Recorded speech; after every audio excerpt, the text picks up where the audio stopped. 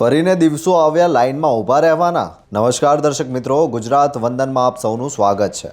આપણા દેશવાસીઓને લાંબી લાંબી લાઇનોમાં ઊભા રહેવામાંથી માંડ છુટકારો મળ્યો, ત્યાં વળી પાછી લાઇનો શરૂ થઈ ગઈ અને એક ટીવી ચેનલે તો એમ કહ્યું, जनता को लंबी लाइनों में लगने पर मजबूर करना बीजेपी सरकार की आदत रही है। અને તે પણ પ્રજાના વગર વાંકે।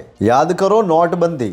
Brothers and sisters, to break the grip of corruption and black money, we have decided that the 500 rupee and 1000 rupee currency notes presently in use will no longer be legal tender from midnight to night, that is 8th November 2016.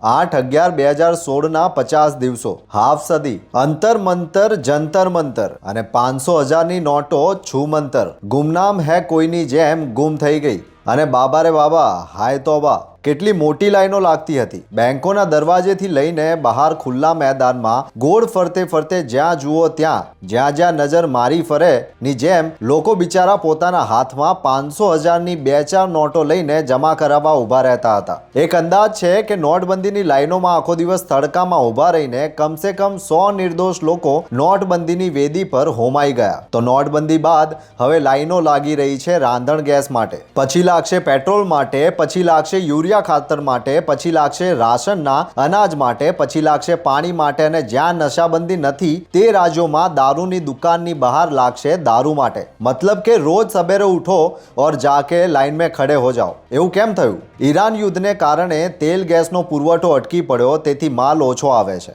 ઈરાનમાં યુદ્ધ ચાલે છે અને તેની ભારત પર શું અસર થશે તેની સમીક્ષા થવી જોઈતી હતી। આગ લાગે ત્યારે કૂવો ખોદવા બેસવું એના જેવું થઈ રહ્યું છે કે શું? મંત્રી પિયુષ ગોયલ કહે છે કે ચિંતાની કોઈ વાત નથી, આપણી પાસે પૂરતો પુરવઠો છે। જો આપણી પાસે પૂરતો પુરવઠો છે તો રાંધણ ગેસમાં 60 રૂપિયા અને કોમર્શિયલ ગેસમાં 110 રૂપિયા વધારવાની શું જરૂર પડી? કોમર્શિયલ ગેસના બાટલા નહીં મળતા ચેન્નઈ અને બેંગલુરુમાં હોટેલ રેસ્ટોરન્ટો બંધ થવાની તૈયારીમાં છે। ગુજરાતમાં પણ એવું જ છે। મોરબીના કેટલાય સિરામિક એકમો ગેસ વગર બંધ પડી ગયા। એ તો ઠીક, પણ મહારાષ્ટ્રમાં કેટલાક વૈકુંઠ ધામમાં ગેસ બંધ કરીને લાકડાનો ઉપયોગ શરૂ થયો છે। સીએનજીની તંગી સર્જાશે તો અમદાવાદમાં લીલી પીળી રિક્ષાઓ રસ્તાની એક બાજુએ લાઇનસર ઉભેલી જોવા મળશે। પીએનજી ગેસ લાઇન ધરાવનારા ઘરોમાં સગડી કે ચૂલાનો ધુમાડો નીકળતો હશે। સીએનજી કારોના પૈડા થંભી ગયા હશે અને એ બધું ईरान युद्ध ने कारण हशे। क्या कारण है कि कांग्रेस के राज में रुपया इतना पतला क्यों हो रहा है? હવે ડોલરની સામે રૂપિયો ઘસાઈને વેફરથી પણ પાતળો સિમ કાર્ડ જેટલો થઈ ગયો અને લોકો પૂછી રહ્યા છે કે બતાइए क्या कारण है कि रुपया इतना छोटू सा कैसे हो गया? પણ જવાબ છે ઈરાન યુદ્ધ।